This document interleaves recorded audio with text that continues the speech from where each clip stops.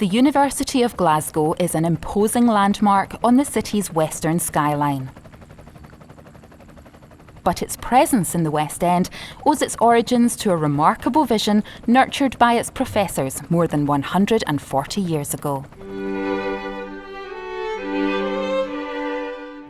The old college, founded in 1451 in Glasgow's High Street, had become cramped, crowded and claustrophobic. Its buildings, in the words of one principal, had ceased to be adequate to the requirements of modern instruction in literature and science. The solution was a purpose-built facility at the other end of the city. By the late 19th century, promenading Victorians in Kelvingrove Park looked up to the new University of Glasgow as it rose from the heights of Gilmer Hill. A commanding setting for an educational institution of global ambition. Bachelor of Science. These days, Glasgow is still a popular destination for those seeking a first-rate degree. But its hard-won reputation for excellence has endured after a radical response to the increasingly challenging and competitive university landscape of the 21st century. A process that began in 2009. Glasgow needed, I think, transformational change. I think the feeling was, as we developed our strategy, Glasgow 2020, a global vision, that we needed new structures, new academic structures to drive that research and teaching that we wanted to achieve. All change is difficult, and there's no doubt that the first couple of years challenged us all, I think, myself, my colleagues, to develop our new structures and our new systems. However, I mean, the great thing now is that we're seeing the results of that. The headlines which accompanied this difficult period of adjustment gave public voice to the raw emotions felt by many within the campus. It was really quite frantic. The pace of change was really very, very rapid, and I think most people felt that things were they were on the back foot and they didn't really know what was happening next. So it was a time of great uncertainty for people. I think that difficult period where there was some unfortunate publicity and there was a feeling of being a little under pressure, under threat in some areas of the university is behind us, and we can really see the opportunities lying ahead. Behind the solid permanence of its Gothic architecture, the changes driven by Glasgow 2020 have been comprehensive. For students and staff, a new information system, My Campus, has been introduced, allowing many processes to be carried out online. 9 faculties became 4 colleges. More than 50 separate departments replaced by around half that number of schools and research units. A major new centre developing the translational treatment of cancer is a tangible reminder that the university's research portfolio has grown rapidly to record levels this year. Global experts are coming to Glasgow to undertake their pioneering work, seeking out the new facilities and talent offered by the university. The University of Glasgow is well positioned due to the hard work we've undertaken to maximise its opportunity to be a world leader in research. We're doing even better than ever in research funding because of some of the interdisciplinary links we're able to establish. Our teaching experience for our students is first rate, and we've been able to invest in more staff and facilities to encourage and increase that going forward. And our global work in building international partnerships, I think, will continue to develop really positively. Over the last 4 years, the number of international students heading to Glasgow has more than doubled, and improving finances has led to the recruitment of more than 70 academic staff. Considerable progress has been made, and there have been other positive benefits for the university too. Since the changes, I think there are many more examples of collaborative research right across the university actually. And looking at my own grant portfolio, then a couple of my research council grants are in collaboration with colleagues in engineering and in MBLS. And I think that given the breadth of the research within the University of Glasgow, this is really an excellent opportunity to maximise on the benefit of that breadth.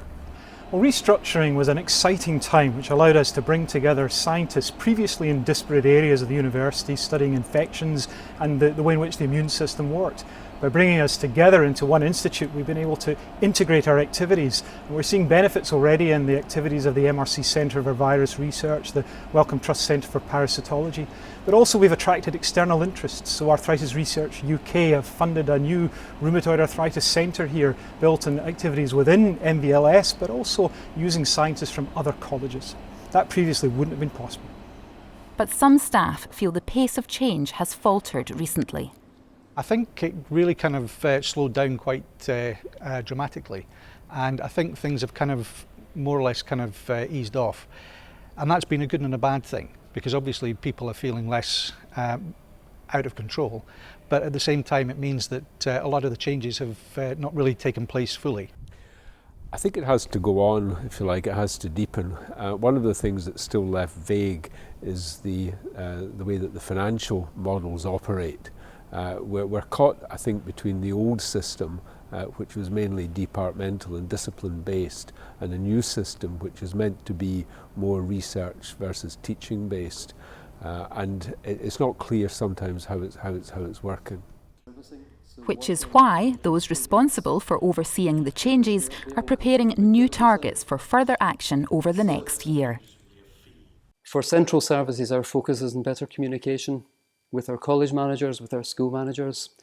I could point to areas that have been improving in a big way. Estates, which is something that we'll be talking about in the context of the campus strategy. Frontline student support, a more effective support with counselling and student advisory services. What also we have to take forward, and it has to work closely with our school managers, is how do we shape the school and college administrations so that we give better support to our academic colleagues. And all this will be accompanied by a far-reaching project to redevelop the university campus. The purchase of the 14-acre Western Infirmary site will help realise the campus vision well beyond 2020. It's very unusual for an urban university to be able to acquire a site immediately adjacent. Now, if we can develop the Western and the existing campus cohesively, we will create something here which should last for the next 100 years. Ground conditions on the site are challenging, and the fate of the Western Infirmary and 3 other listed buildings has yet to be considered. And with formal consultations with colleges yet to begin, decisions on building design are some way off. 2 things that I would say. One is to remember that there will be an opportunity for refurbishment and upgrade of existing buildings on the existing campus. There may be opportunities for new build on the existing space as well. So think about that as well as think about the Western. And my second request is that people don't think about buildings, they think about what they want to do in those buildings. They think about how they're going to work in the future. And with those 2 things together, we can then start to think about the space, and then we can create an envelope around it. The scale of this redevelopment and the potential it offers will affect the whole of Glasgow, but it will be the West End that feels the immediate impact. It's an area that already enjoys a vibrant economy, but the scope for new businesses, employment and enhanced prosperity isn't being ignored, nor are the interests of residents. We can change the whole relationship between Byres Road and Kelvin Grove and the university, and even putting to one side what it does for the university, it's a tremendous amenity for this community. And of course, if you build the 2 together, the university can have much more impact on its community, and the community can feel much more involvement with the work of the university, and we really want to make that happen. Focus groups and consultation sessions have already been held, seeking feedback on issues like pedestrianisation, vehicle access and safeguarding green space. More events are planned and public involvement sought, an approach that has been welcomed by residents. Sometimes in the past it hasn't been done so well, but this time they appear to be starting out with all the right things in place, especially uniquely for a university in Britain. There is actually a planner involved in this process. Often traffic is trying to get past here in order to go somewhere else. The fact that we're planning something special like a university campus can mean that we can bring tranquility, green loveliness into the heart of the city. and it can make a real difference in tone in terms of how the area seems. The bottom end of Byres Road is certainly looking rather tired, and something I would very much hope is that the university, when it reorganises the site of the Western Infirmary, constructs something which is outward looking rather than just inward looking. At the university's archives, the custodians of Glasgow's unique heritage are meticulous in preserving a record of the past. From the patronage of heads of state, the registration of famous students, to the books recording the advance of women through its previously all-male academic portals. All, and more besides, are carefully documented. Navigating the treasures here is to journey through the evolution of one of Scotland's oldest educational institutions, an evolution marked in all its stages by far-reaching and often controversial change. Change never ends, we have to recognise that. There's always going to be new challenges, especially over the next few years. There'll be more challenging issues around public funding, for instance, in both UK and Scotland. So we have to react to that. More and more universities are bidding for funding from research agencies. So, and more universities are becoming popular and improving their facilities. So change will never stop. But I think the great thing is that we've demonstrated over the last 2-3 years just how good we are at adapting, how good we are in setting out our stall, both on the research and the teaching front.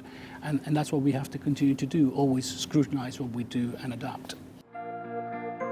The rising number of postgraduate and international students on campus, the growth in research funding and focus on academic delivery, plus the development of the Western Infirmary campus site.